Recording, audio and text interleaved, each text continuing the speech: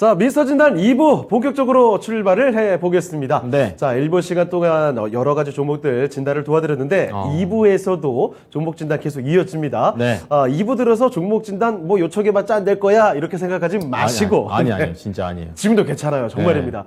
자, 언제든지 요청을 계속 해주시길 바라요. 예. 지금 유튜브 채팅창 열려 있으니까 그리고 전화도 열려 있으니까 많이들 연락 주시길 바랍니다. 예. 그리고 이제 금산 전문가랑 또 이종호 전문가님 하는 거 보니까 금산 전문가님이 뭐 완전 검증이 되신 분이고. 그렇죠. 저는 이종호 전문가 오늘 이 프로그램에 처음 나오셔가지고 네. 제가 방송을 같이 안 해가지고 어떻게 진단하시는지를 정확하게 몰랐어요. 네. 근데 굉장히 꼼꼼하시고 그냥 신뢰가 간다라는 좀 그런 생각이 듭니다. 아까 언뜻 들어보니까 개인적으로 진단 요청을 할 생각인 것 같더라고요. 그러면 안 되죠. 욕심 있으시죠? 너무 이렇게 사신 방송하면 안 됩니다. 예. 자, 그러면 종목 진단 본격적으로 들어가 보기 전에 자, 2부 처음으로 일단은 저 질문에 대한 그 답변 좀 들어보도록 할게요. 그렇죠. 저희가 일부 오프닝에 질문 잠깐 드렸는데 자, 먼저 금산 전문가께 여쭤보도록 하겠습니다. 자, 금산 전문가님, 저희가 그 지수 바닥입니까? 라는 좀 질문을 드렸는데 그에 대한 답변과 함께 우리가 지수 바닥을 체크할 수 있는 신호, 뭐 시그널 같은 게 있다면 중요하죠. 그런 것도 한번 같이 좋다, 이야기해 주실 수 좋다. 있을까요? 예. 예, 제가 코스피 지수가 과연 어디가 바닥일까 또는 뭐 코스닥 지수가 어디가 바닥일까에 대한 제가 뭐 늦은 노하우를 제가 한번 말씀을 드린다면은 세 가지 한번 관점으로 한번 제가 한번 말씀을 드려볼게요. 오늘 보니까 여러분들 이게 신용융자 잔고가 지금 얼마 나와 있냐면은 지금 보세요. 17조 약 한 4천억 가까이 됩니다. 17조 4천억 정도가 지금 신용융자 잔고가 남아 있어요. 지금 신용융자 잔고가 사실은 그 정시약세장에서는 이게 악성 매물로 작용하고 있죠. 주가가 하락해서 담보가 부족하면 그 증권회사에서 그 반대 매매가 발생이 되잖아요.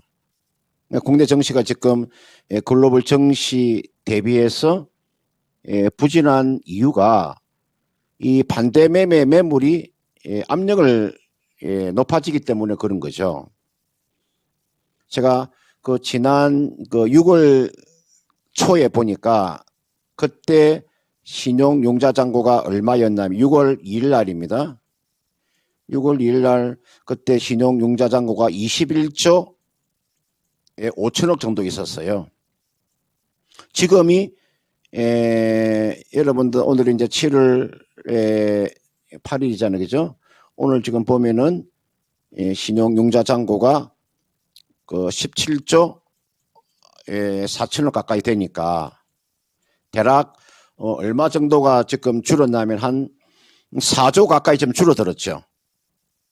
저는 그래서 이 신용융자 잔고가 적어도 얼마 정도까지 좀 줄어들어야 저는 바닥에 저는 나온다고 보냐면 적어도 신용융자 잔고가 한 16조 정도는 돼야 됩니다.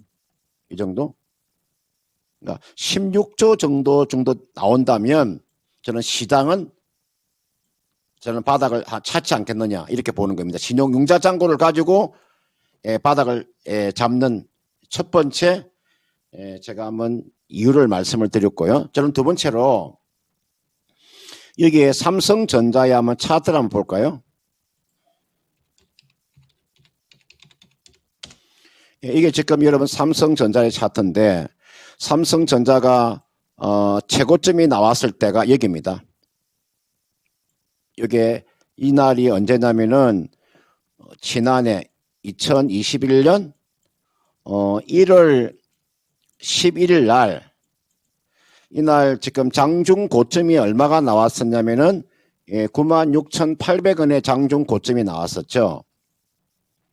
삼성전자의 최고점입니다.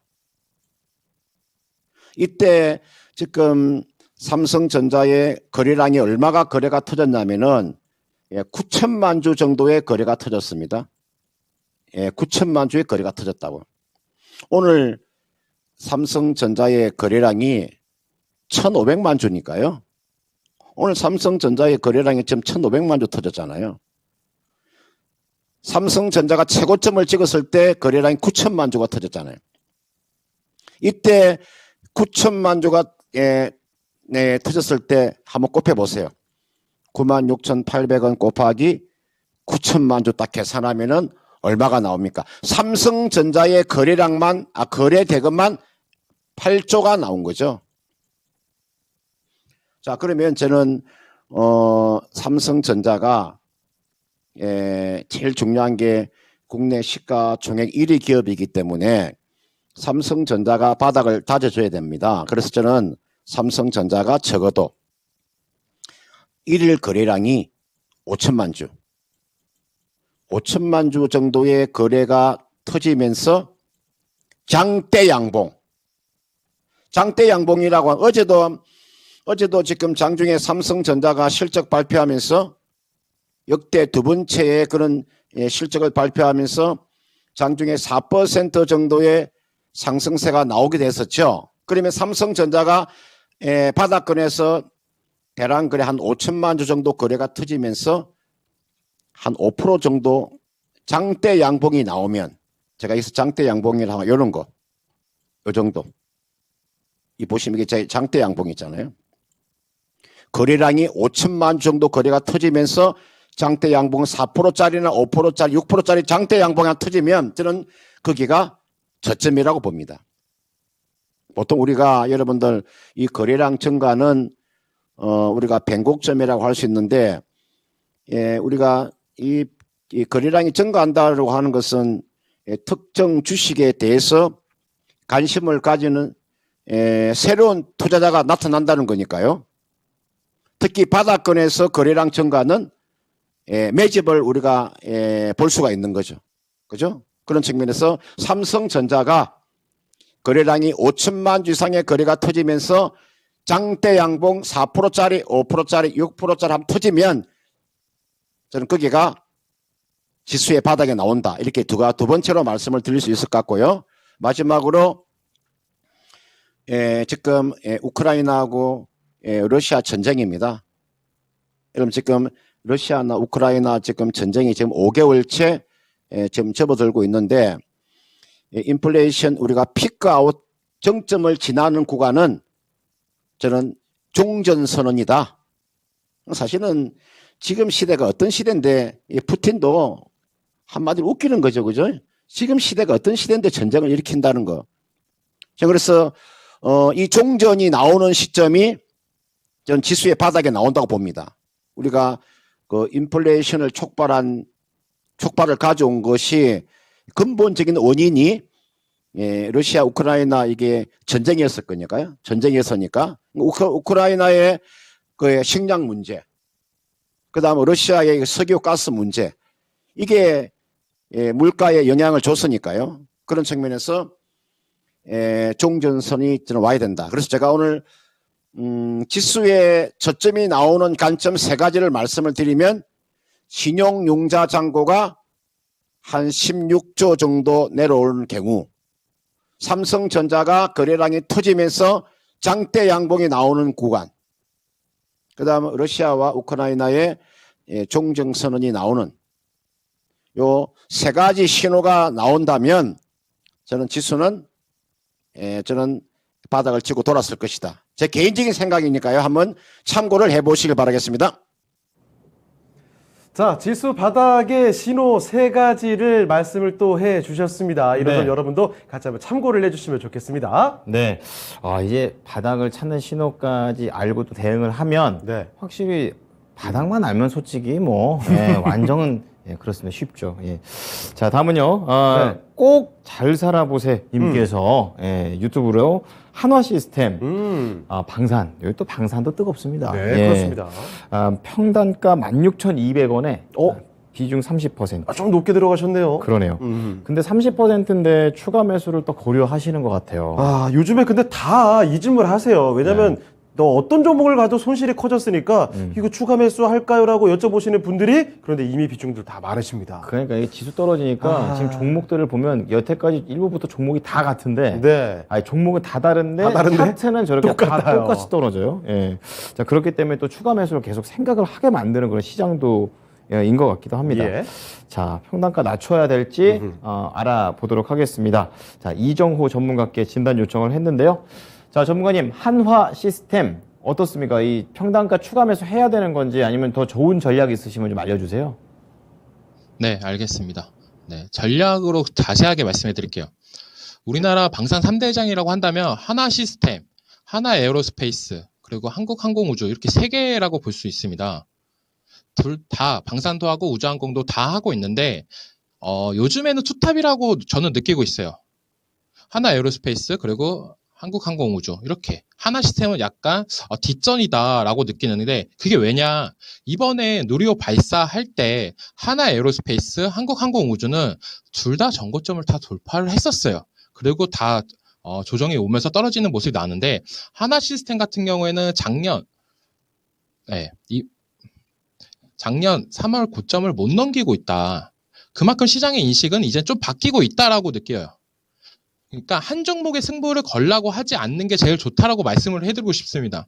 굳이 하나 시스템에 추가 매수를 해서 이 종목을 수익 탈출하는 것보다 현금이 있다면 그리고 내가 방산주를 좋아한다라고 생각한다면 차라리 분산 투자로 해가지고 한국항공우주 그리고 하나 에어로스페이스 이쪽으로 비중을 분산을 하는 게 낫지 않나 라고 하는 게 저희 생각인데 왜냐하면 그만큼 하나 시스템 수급을 한번 볼게요. 수급은 기관만 사고 있습니다. 외국이랑 개인은 팔고 있고요.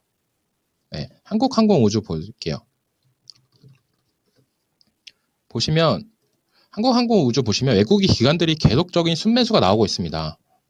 네, 기관이 팔아주면 외국인이 받아주는 모습도 나오고 있고요. 이런 부분을 봤을 때 수급적인 현황이나 이런 걸 봤을 때 한국항공우주가 하나 시스템보다 더 좋다 말씀해드리고 싶고 하나 에어로스페이스 같은 경우도 어차피 하나 에어로스페이스 가면 하나 시스템 따라가는 거고 하나 시스템 가면 하나 에어로스페이스 따라갑니다. 하지만 하나 에어로스페이스 갈 때 하나 시스템 못 갔습니다. 하락할 땐 동반 하락이 나왔고요. 그만큼 시장은 이젠 3탑에서 2탑으로 바뀌는 추세다. 네, 하나 에어로스페이스 투자 수급 보시면 개인, 기관 순매수 해주는 모습이 나오죠. 네, 이런 걸 봤을 때 이제는 시장은 좀 바뀌고 있다라고 보시면 되고 하나 시스템에 너무 어려워하지 마시고 차라리 다른 종목 아까도 말씀했다시피 두 종목으로 그 종목을 차라리 사는 게 낫지 않을까라고 말씀해드리고 싶습니다. 그리고 저는 한 섹터에 비중을 너무 많이 싣는 것도 안 좋다고 봐요. 네, 어떻게 보면 방산 섹터에 30%란 비중을 넣으셨잖아요. 차라리 비중을 10% 해가지고 한국항공우주 10% 옮기시고 하나 에어로스페이스 10% 옮기시고 이런 전략이 더 좋지 않을까라고 하는 게 저희 생각입니다. 네, 그리고 하나 시스템 관련해가지고 지금 어떻게 보면은 쌍바닥을 유지했어요. 여기서 이제는 반등이 나와줄 구간이다라고 저는 생각을 하고 있는데 요즘 시장이 약간 방산주를 우주항공 약간 재료 소멸로 보고 있으면서 약간 하락세가 나오고 있는데 그 말은 약간 누리호 이후로 약간 재미가 없어졌다라고 볼 수가 있습니다. 그 전까지만 해도 시장 안 좋을 때 꾸준하게 올랐던 건 방산 테마였습니다. 하지만 요즘에는 바이오 다른 관련주들이 더 많이 오르잖아요. 바이오 2차전지. 그만큼 시장은 방산에서 좀 약간 조정은 와야 된다라고 저는 보고 있습니다.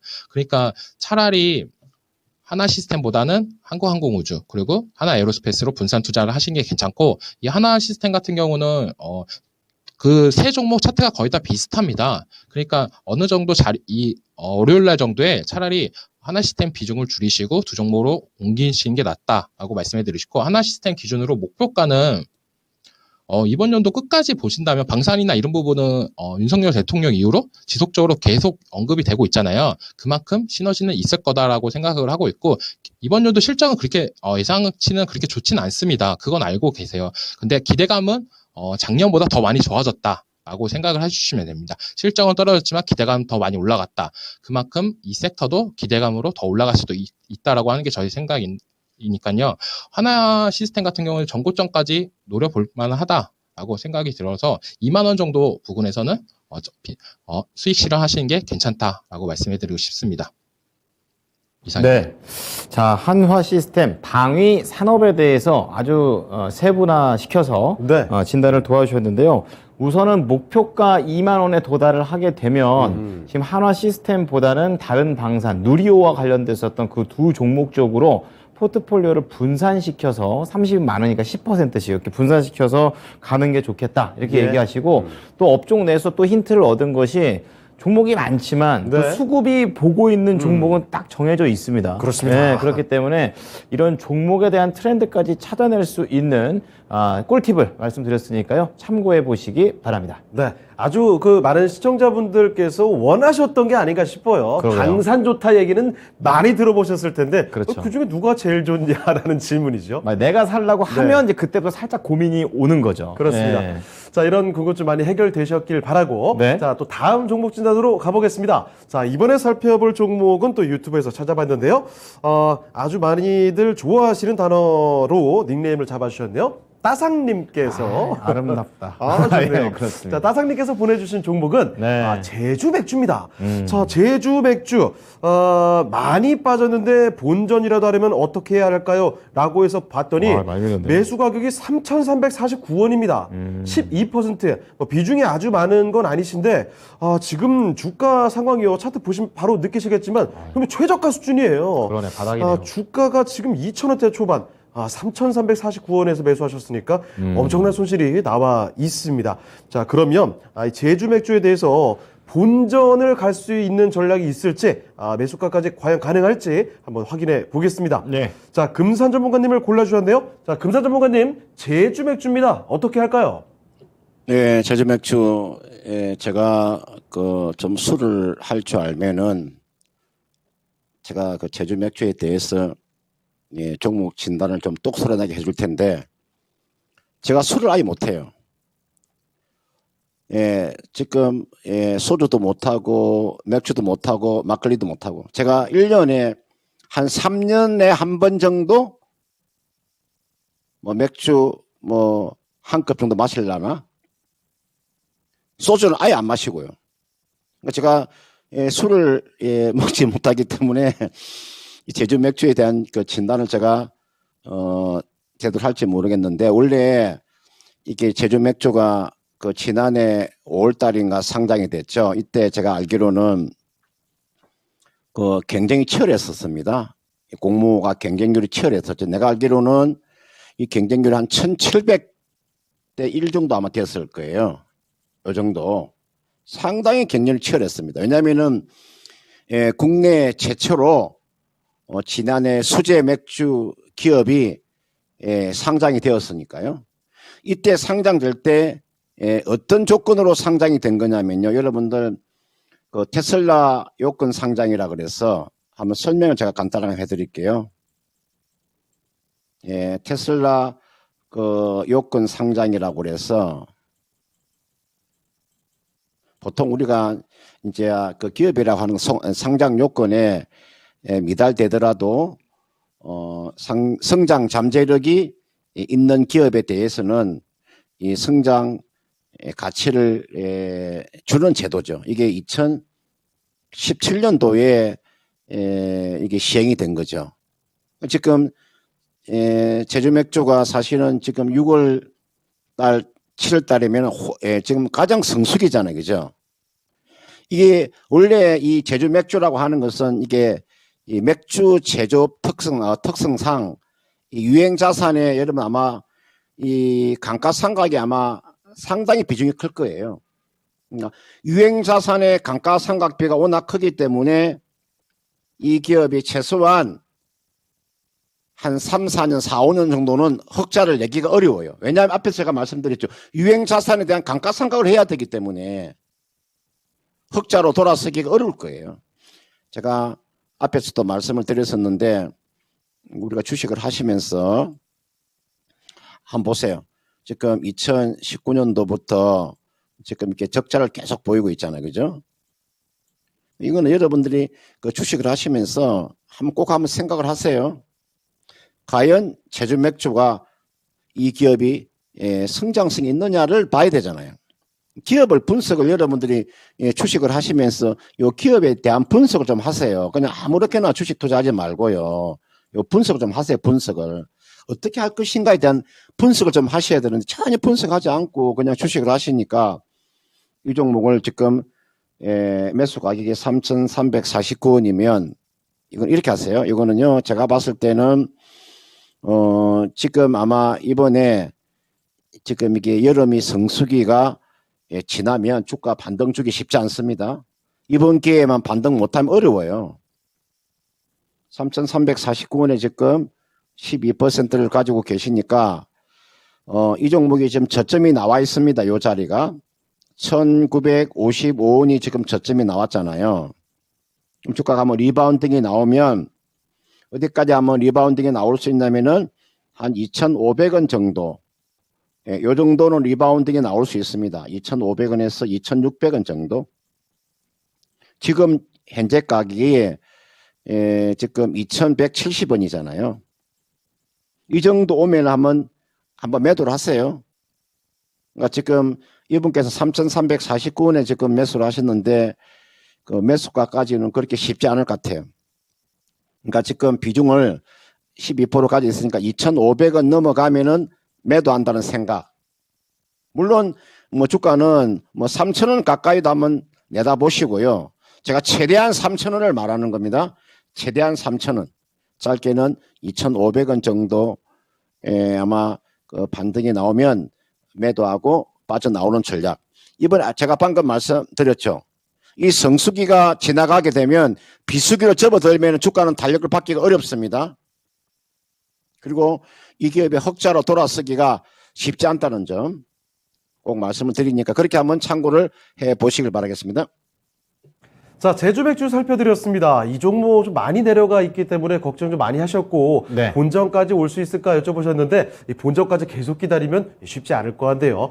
조금 올라왔을 때 손실 줄이는 선에서 빠져나오시는 게 좋을 것 같습니다. 자, 이렇게 제주 맥주 살펴드렸습니다. 네, 이제 다음 주 시장 개장을 앞두고 또 네. 이제 오늘 이번 주를 마무리하면서 또 준비해야 될 걸 또 질문으로 저희가 많이 만들잖아요. 그렇습니다. 그렇다 보니까 오늘 이제 바닥이 어떤 시그널이 있나 미리 좀 알아봤고 두 번째 2탄으로 우리 이종호 전문가께 앞서서 맞아요. 1부 때 말씀드렸던 이 업종이면은 지금 시장에서 수익 낼 수 있다 이런 쪽으로 좀 말씀드렸습니다. 이 관련해서 조금만 더 자세하게 힌트를 좀 주시죠, 전문가님.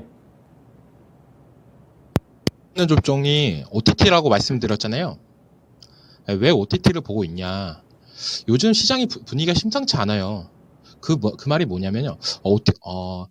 이상한 변호사 우영우라고 아시는지 모르겠네요. 그 드라마가 지금 흥행이 장난 아닙니다. 그거에 따라서 그걸 만든 제작사, A스토리라는 제작사인데 지금 주가가 바닥권에서부터 엄청난 상승세가 나오고 있습니다. 그만큼 시장을 이기는 종목, 그 말은 OTT 관련주가 될 수도 있다라고 생각을 하고 있습니다. 그만큼 잘 만든 드라마는 어떻게 보면은 바이오, 임상 1상이나 2상 성공할 정도로 파급력이 그만큼 크다라고 생각을 하고 있어요. 우리가 오징어 게임 관련해가지고 넷플릭스 1등 했을 때 버킷 스튜디오나 관련 종목들이 엄청난 상승세가 나왔잖아요. 그만큼 OTT가 다시 한번 시장에 부각을 받을 수도 있다라고 하는 게 저희 생각인데 작년에 비해서 이번 연도 떨어져도 너무 많이 떨어졌다고 하는 게 저희 생각입니다. 그만큼 OTT는 시장을 이길 수 있는 종목이다라고 말씀해드리고 싶습니다. 근데 한 가지 약간 좀 우려가 되는 건 이상입니다. 지금 경기가 좀 침체가 만약에 된다면 제일 먼저 또 돈을 줄이는 게 스트리밍 업체라는 얘기들도 있어서 지금 OTT가 지금 업종적으로 좀 긍정적이라는 것은 좀 단기적인 관점에서 이해하면 될까요? 네, 저는 좀, 어차피 이 OTT가 관련주들이 약간 개별 장세라고 저는 느껴요.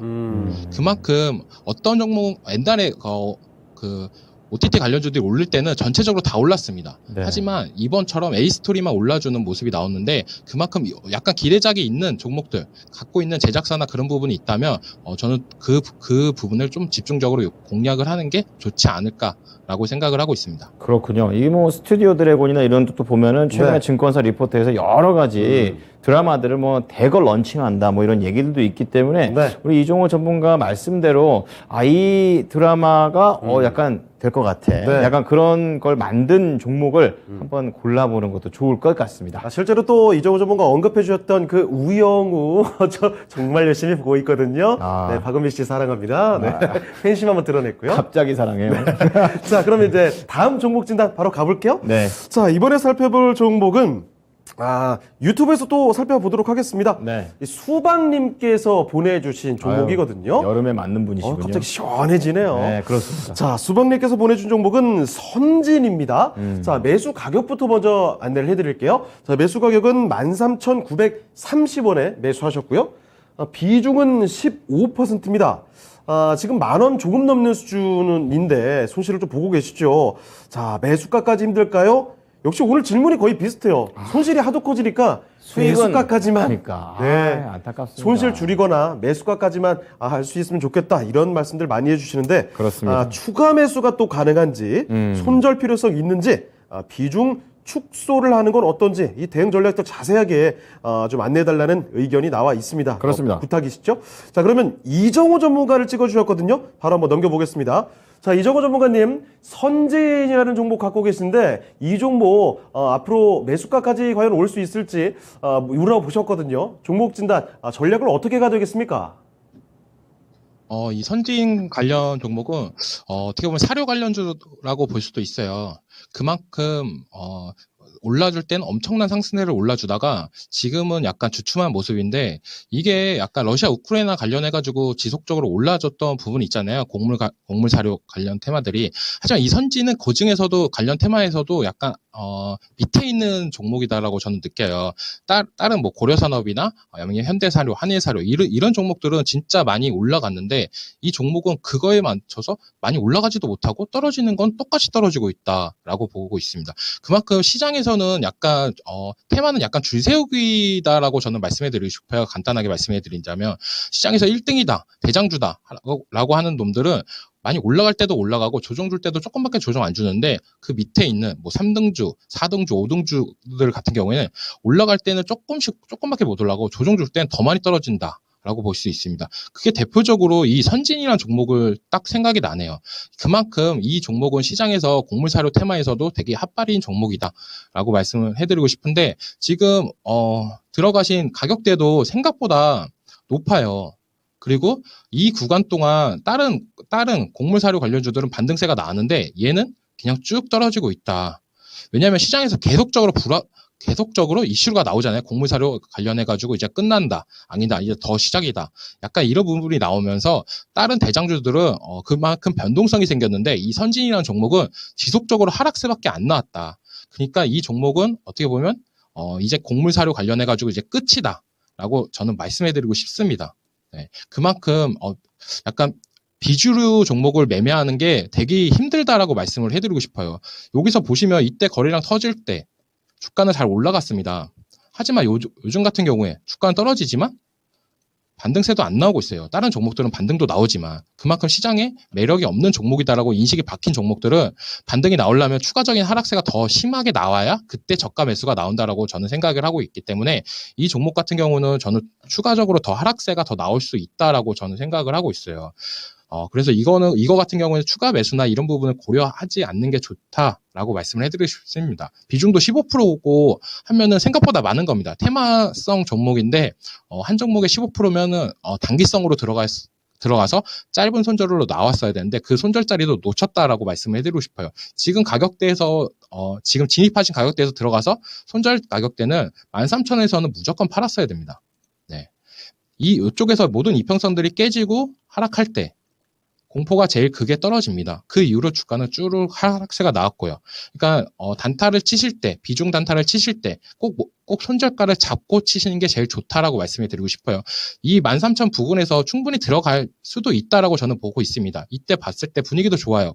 거래량 있다가 거래량이 줄면서 다시 한번 거래량 올리면서 추가적인 상승세를 만들 수 있는 차트였다라고는 볼 수 있는데 그게 무너지면서 추가적인 하락세가 나왔을 때 나는 어떻게 대응을 해야 되냐. 바로 우리가 믿을 거는 손절가밖에 없다라고 없다라고 볼 수 있습니다. 그러니까 이런 테마성 종목을 하실 때는 손절을 꼭 잡고 가시라라고 말씀을 해드리고 싶고, 이 종목 같은 경우 손절가를 이왕 이탈을 했습니다. 그리고 어떻게 보면 지수 안 좋을 때 10,000원 이탈했다가 다시 반등세가 나왔고요.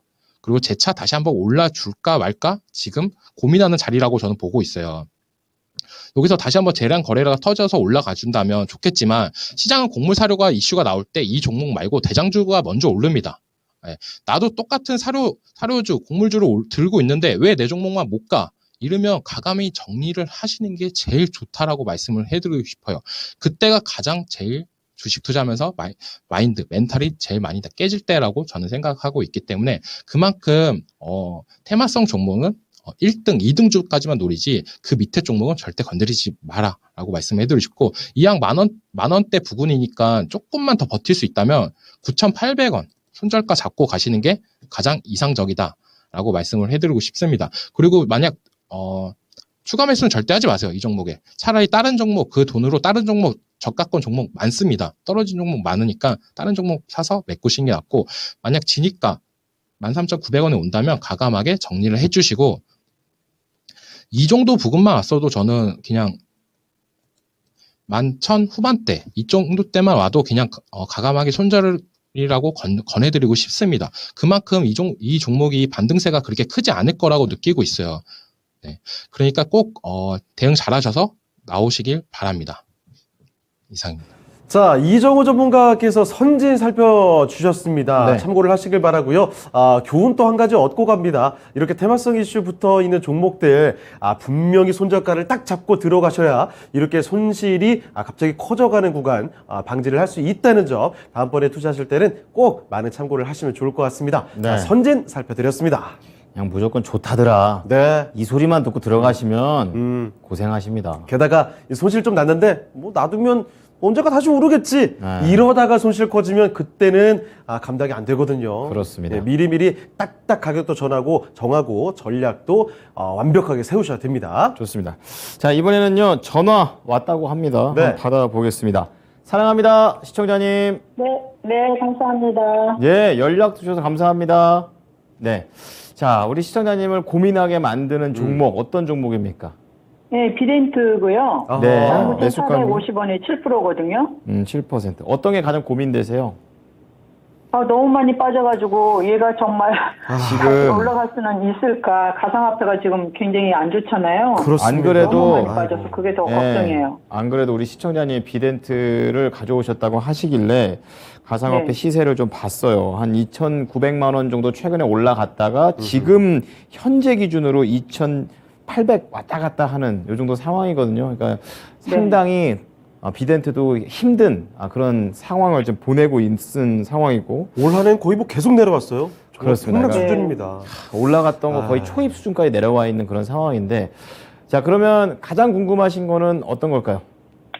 아니 이게 뭐 추매를 해서 뭐 단가를 좀 해갖고 빠져나올 수 있는 방법이 있는지, 아니면 네네. 그냥 손절치고 다른 거로 갈아타야 될지 너무 답답해서요. 네. 추가 매수를 하시면 지금 7%신데 어느 정도까지 늘릴 수 있으세요?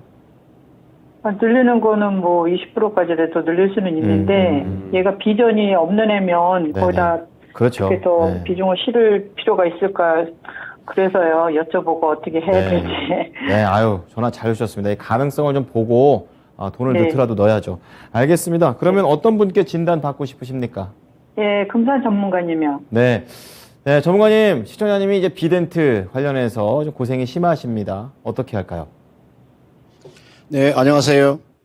네, 안녕하세요. 반갑습니다. 네, 지금 요 비덴트에 대한 우리가 뭐 비트코인이나 또는 뭐 가상화폐나 또는 뭐 메타버스나 이런 것에 대해서 좀 전문적인 좀 지식을 가지고 계시는 거예요?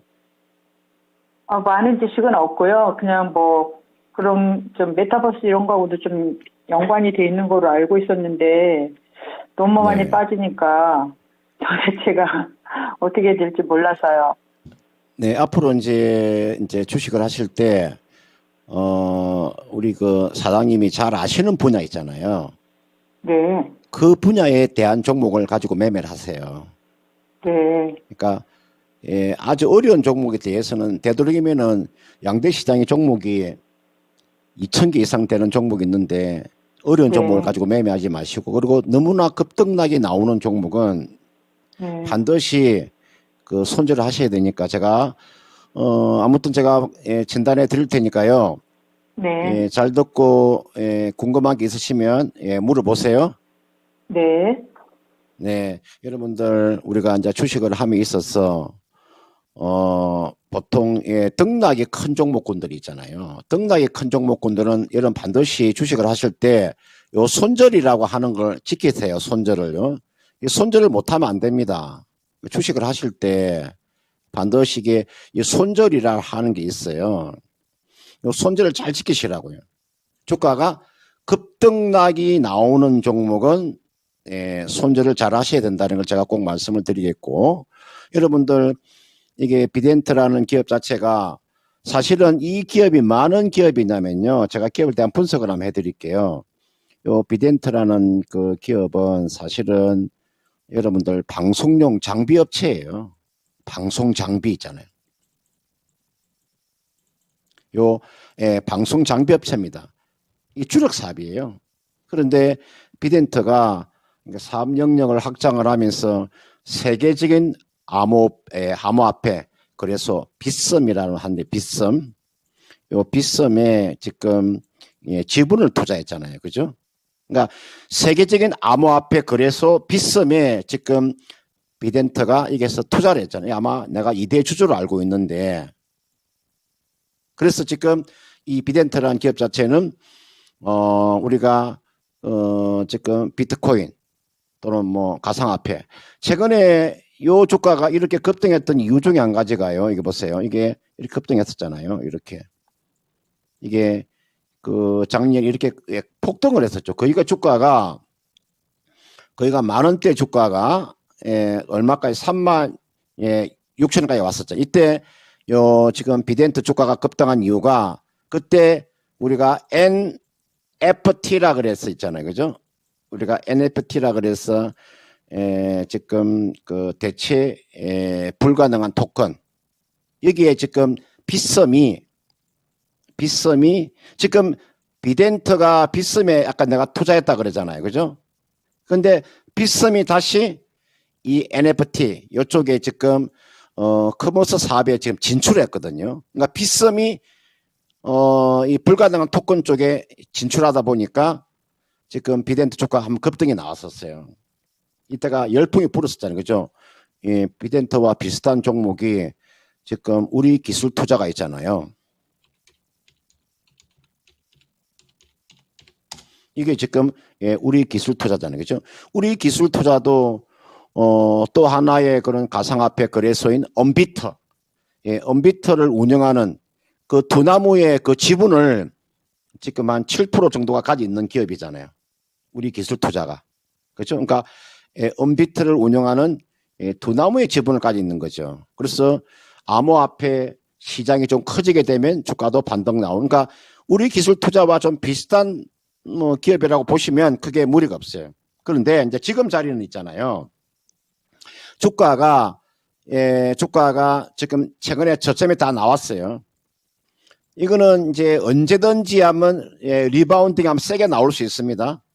여러분들 제가 이게 나와 있는 비덴트라고 하는 기업은 크게 제가 비트코인, 그 다음은 가상화폐, 그 다음 메타버스, 그 다음은 NFT 쪽이니까 여러 개의 그런 섹터에 다 지금 쏠려 있는 기업이 비덴트예요. 그러니까 언제든지 주가가 상승세가 한번 나올 수 있어요. 그 상승폭은 좀 다를 수는 있지만 제가 판단했을 때는 지금 자리에 좀 기다려 주시면 이분께서 매수한 가격대가 19,000원은 아니더라도 주가는 적어도 빠르게 움직인다면 뭐 13,000원 정도까지는 리바운딩은 가능하게 보여요.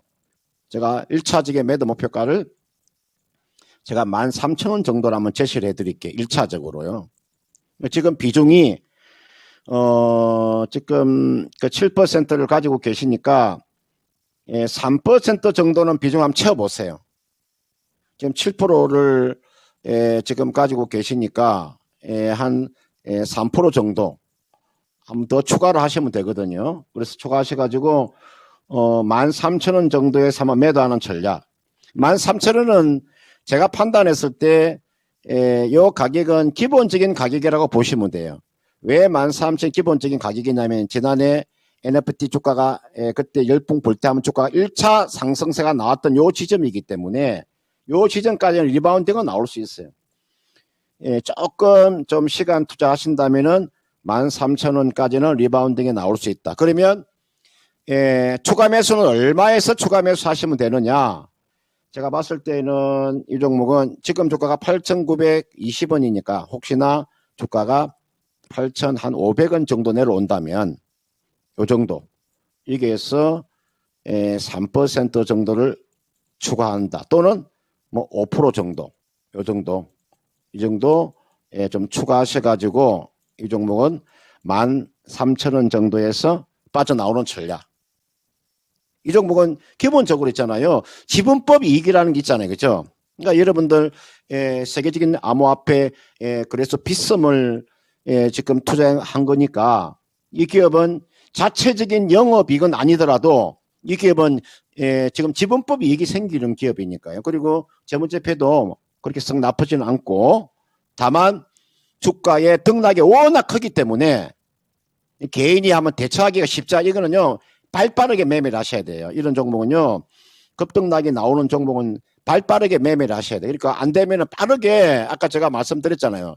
아니다 싶으면 빠르게 손절하고 빠져나와야 되니 그걸 손절을 못하고 기다리다 보니 주가가 지금 이 상태로 왔기 때문에 지금 자리는 기다렸다가 8,500원 정도 오면 한 5% 정도 또는 뭐 3% 정도 추가 매수하셔가지고 13,000원은 저는 충분히 가능하다. 이 종목은 보유 기간을 한 연말까지 한번 기다려 보세요. 연말까지는 저는 언제든지 주가는 한번 리바운딩 지금 자리에서 뭐 30% 정도의 상승세는 나올 수 있으니까. 왜냐면은 그 전에 주가가 300% 올라갔으니까요. 30% 올라가는 것은 뭐 쉽게 올라갈 수 있는 거죠. 그러니까 이 종목은 그 정도에서 한번 매도하는 전략. 큰 기대하지 마시고 13,000원까지 기다려보는 전략을 제시하도록 하겠습니다. 질문사항 있으면 질문하십시오. 네, 고맙습니다. 아니 뭐 질문 물어보시면 제가 다 답변해 드릴게요. 물어보세요. 저는 지금 이거를 추매를 어떻게 할 수 있나 싶은 생각에 아니면은 가망이 없으면 그냥 던져야 되나 그랬었는데 오늘 명쾌한 답변 너무 감사합니다. 네, 아무튼 그렇게 하시면 돼. 거래량이 지금 거래가 아예 지금 160만 주, 이 종목은 거래가 얼마 정도의 거래가 하면 터져줘야 되냐면 한 1,000만 주 정도의 거래가 터져줘야 돼요. 거래량이 1,000만 주 정도. 지금 거래량이 160만 주 정도밖에 안 되니까요. 이 종목은 언제든지 1,000만 주 거래가 틀 수 있거든요. 거래만 터지면 뭐 현재 구간에서 30% 정도 상승세로 나올 수 있으니까 그렇게 한번 전략을 짜 보시길 바라겠습니다. 네, 고맙습니다. 수고하세요. 네, 시청자님, 고맙습니다. 추가 매수 잘 하셔가지고 손실 줄이면서 나오세요. 네, 감사합니다. 사랑합니다. 네, 사랑합니다. 시청자님. 네, 비덴트 자세하게 진단을 도와드렸습니다. 자, 금산주무관님 잠시만요. 질문 한 가지만 할게요. 비덴트처럼 이렇게 우수수 떨어져 있는 종목들 굉장히 많은데 네. 우리 또 새로운 종목들 보고 싶잖아요. 자, 그러면 하반기에 우리가 좀 주목해 볼 만한 뭐 실적도 탄탄하고 아주 든든한 종목 있으면 한 몇 개만 좀 골라 주시죠. 네, 제가 이제 여러분들 한 주를 제가 쉬고 이제 저번 주에 제가 한번 이야기해 드렸죠. 여러분 지금 자리에서 여러분 주식을 하실 때요. 네, 중요한 거 제가 간단하게 말씀드리면 이게 나와 있는 그 태강 같은 종목, 제가 태강에 대한 이야기를 상당히 많이 해드렸을 거예요. 태강, 제가 태강도 이야기 많이 해드렸을 것이고 승강밴드 같은 종목들 있잖아요. 이런 종목 내가 이야기 많이 해줬어요. 승강밴드. 그 다음 하이로코리아. 제가 요 피팅 관련돼 있는 종목 있잖아요. 피팅. 요 피팅 관련돼 있는 종목은 여러분들 이런 주식들은 지금 우리가 턴어라운드 하는 종목군들이에요. 이런 종목군들이 턴어라운드 종목이거든요.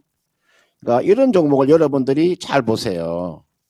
턴어라운드 하는 기업을 보시라고요.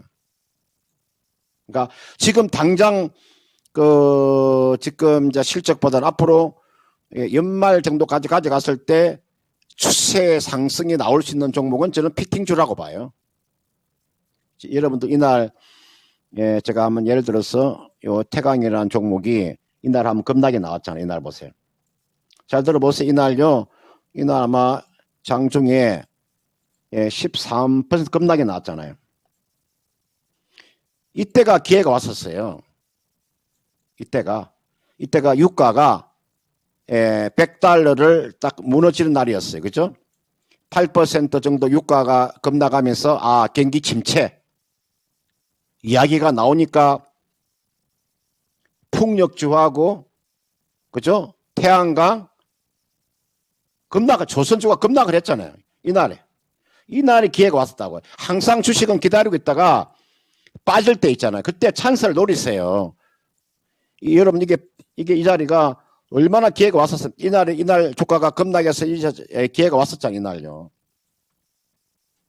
태강도 마찬가지고 성강밴드도 한번 볼까요?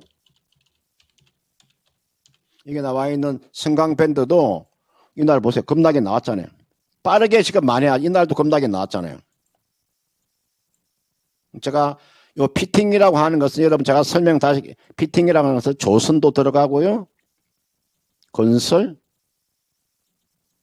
그다음에 화학 플랜트, 해양 플랜트, 원자력 전방 산업의 모든 피팅이 들어가잖아요. 그렇죠? 피팅이 여러분들 요 피팅이요. 두 가지가 있어요. 용접용 피팅이 있고요. 개장용 피팅이 있어요. 공부를 좀 많이 하시면 여러분들 그 기업에 대한 공부를 좀 많이 하시면요.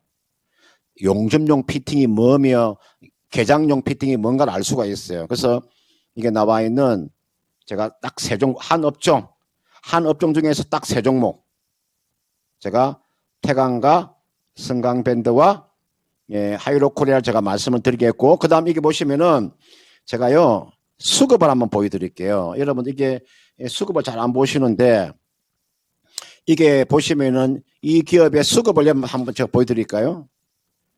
이거 수급을 한번 보세요. 보시면 누적을 보세요. 누적을 보시면은 여기에 기관들의 매수세 보세요. 기관들이 올해 언제부터입니까? 4월부터 기관 배팅하는 거 보세요. 이게 태강이라는 종목의 지금 기간의 배팅이에요.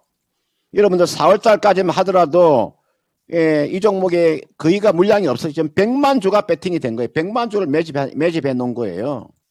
여러분 이런 걸 잘 보세요. 수급을 잘 보시라고. 그런 측면에서 태강과 성강밴드와 하이로코리아는 지금 당장 보는 게 아닙니다. 당장 보는 게 아니고 2분기도 보고요. 3분기도 보고 4분기도 보고 내년에 1분기도 보고요. 내년 2분기도 보고 내년 3분기도 보시고 앞으로 길게 단기적으로 주가가 만약에 월요일 날 좀 조정을 받는다. 딱 기다리고 있다가요. 제가 이런 이야기 많이 해드리죠. 경상도 말로 딱 기다리고 있다가를 우리가 방구고 있다가 순수한 경상도 말입니다. 딱 기다리고 있다가 이걸 방구고 있다가 내가 원하는 가격에 내려오면 가감하게 배팅을 하는 거예요. 그러니까 실적에 대한 턴어라운드가 나오는 종목. 아마 지금 이제 태강도 이번에 이제 어닝 시즌이잖아요. 그죠? 이 어닝 시즌이기 때문에 아마 실적도 나쁘지 않을 거예요. 실적이 절대 나쁘지 않습니다. 이제 어닝 시즌이 다가오고 있으니까 이 종목은 가지고 기다려진다면 좋은 결과가 있지 않겠느냐. 이렇게 판단되니까 한번 참고를 해 보시길 바라겠습니다. 자, 금사 전문가님 말씀처럼 딱 기다리고 있다가 이 종목들 잡으시길 바랍니다. 네. 자, 마지막 종목 가보도록 하겠습니다. 네. 심심한 어피치님께서 어. 카카오 직원입니까? 테이펙스 말씀을 네. 해주셨는데 72,000원에 비중은 그렇게 많지는 않아요. 네. 한 7% 들고 계시는데 2차 전지용 테이프 매출에 대한 성장을 기대합니다. 목표가 어느 정도나 보면 될까요? 얘기를 해주셨습니다. 예. 지금 차트 나가고 있는데요. 테이펙스가 61,300원까지 저렇게 바닥을 찍고 내려왔다가 네. 최근에 3거래일 정도 양봉을 보여주면서 반등을 보여줬고 오늘은 딱 이제 보합해서 거래를 마쳤습니다. 네. 자, 그러면 어떤 식으로 좀 접근을 해봐야 될지 이정호 전문가께 진단을 요청해 보겠습니다. 전문가님 테이펙스 좀 봐주세요. 네, 테이펙스, 네, 좋죠. 2차 전지 관련, 특수용 테이프 관련주라고 보시면 되는데, 예, 이게 필수 공정에 들어가는 부분이라고 보시면 돼요. 근데 이게 좋은 게, 이 테이펙스가 좋은 게, 2차 전지에만 들어가는 게 아니라 반도체, 그리고 스마트폰, 그 디스플레이, 안 들어가는 데가 없습니다. 그러니까 우리가 되게 좋아하는 미래 산업의 꼭 필수 재료라고 보시면 돼요. 근데 요즘에 2차 전지 관련돼 가지고 매출세가 폭발적으로 증가하고 있습니다. 그거에 따라서 영업이익도 예상치도 되게 좋고요.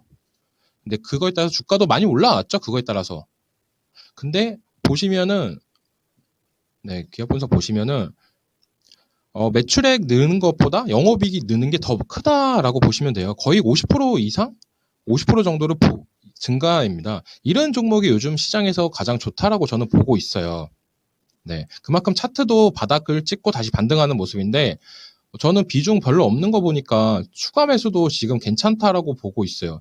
네, 딱 지켜줘야 될 자리에서 잘 지켜줬다라고 보시면 되는데 네, 추가 매수도 고려해볼 자리라고도 저는 느끼고 있습니다.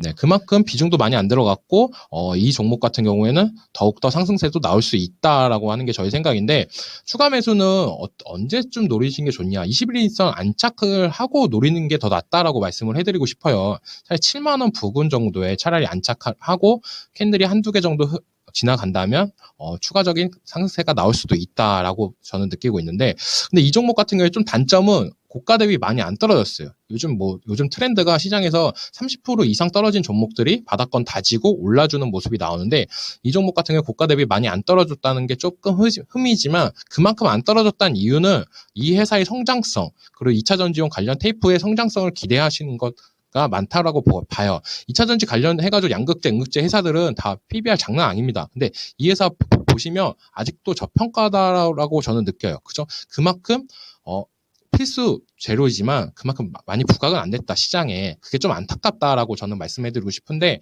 저는 길게 보신다면 전고점까지도 노릴 수 있는 종목이다. 그만큼 파워가 넘치는 종목이다라고 말씀을 해드리고 싶습니다.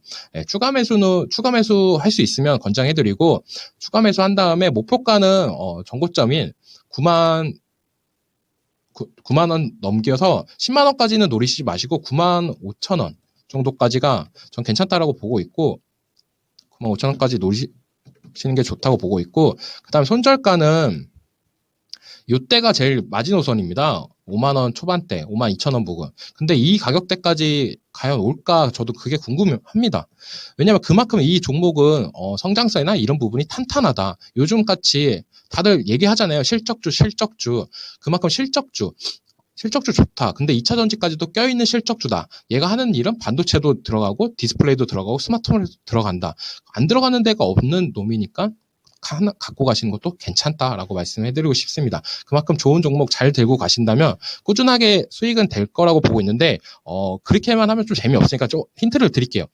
이 종목이 생각보다 많이 상승세가 못 가는 게 보시면은 국민연금공단에서 지분을 들고 있잖아요. 네. 이게 요즘 국민연금공단이 많이 팔고 있어요. 국내 주식을 뭐 축소한다, 한다 하면서 지속적으로 조금 매도세가 나오고 있는 게 조금 별로다라고 말씀을 해드리고 싶습니다. 그만큼 다 좋은데 약간 물량이 많은 부분 그런 부분이 좀 흠이다라고 말씀을 해드리고 싶습니다. 하지만 그런 거 빼고서는 지금 모든 재료는 다 갖추고 있는 종목이다. 한마디로 모든 재료는 갖추고 있는 종목이다. 실적, 미래 성장성 다 있다. 그러니까 꼭 들고 가셔서 좋은 수익 나시길 바랍니다. 목표가 95,000원을 제시를 해 주셨습니다. 테이펙스 마지막 종목으로 보겠습니다. 네. 자, 이렇게 1부와 2부 정말 열심히 달려왔습니다. 많은 종목들 도와드렸는데, 1부와 2부 시간 동안에 열심히 도와주신 두 분의 전문가분들은요, 여기서 인사드리도록 하겠습니다. 네, 전문가님들 오늘 말씀 고맙습니다. 고맙습니다. 네, 고맙습니다. 수고하셨습니다. 자, 모여보죠. 네.